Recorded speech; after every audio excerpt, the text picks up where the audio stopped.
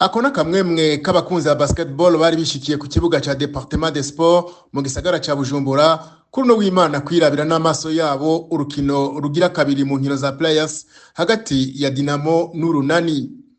Abantu bari bakubise harazima, benshi bikaba byari binagoye ko babona ibiri mu kibuga. Hagati iyo migwi ibiri isanzwe ikebana hari yitezwe urukino rukomeye cyane. Nako vyagenze, ariko Urunani ruruhira gutsinda ku manota 83 kuri 67 harimo 20 ya Landry Ndikumana kizigenza w'Urunani.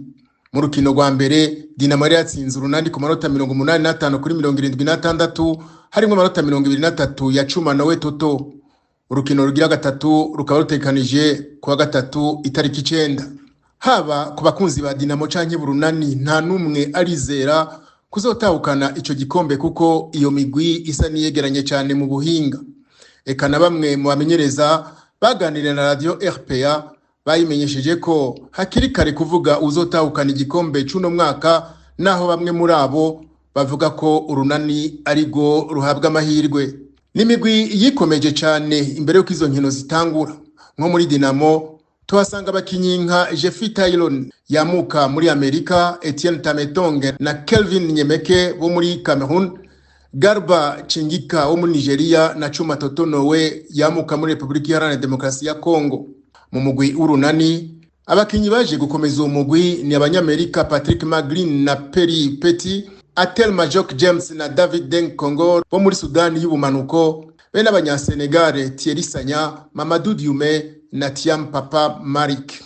Abakinyi nka Cuma Nowe Toto, Etienne Tametonge ba Dinamo n'abakinyi bazwi cyane kandi bamaze kwerekana ico bashoboye ku mugabane wa Afrika. Nayo ku ruhande rw'Urunani Patrick Maglin, Thierry Sanya na Atel Majok abakinyi bamaze kwibonekeza cyane mu nkino za BAL. Izina nka Majok kuva BAL yatangura mu mwaka 2021 rirazwi cyane. Uwo mugabo akaba ari no mu bafashije US Monastir yo muri Tunisia gutwara igikombe ca BAL mu mwaka 2022.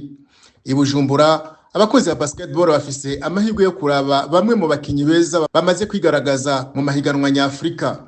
Ikibangamira abo bakinyi ni kibuga bakinira ko cubatswe mu isima gituma baterekana ubushobozi bwabo mu gutinya gukomereka. Abategetsi batandukanye ntibasiba kwemera kubaka ikibuga ca kijambere, ariko bigaherera mu majambo.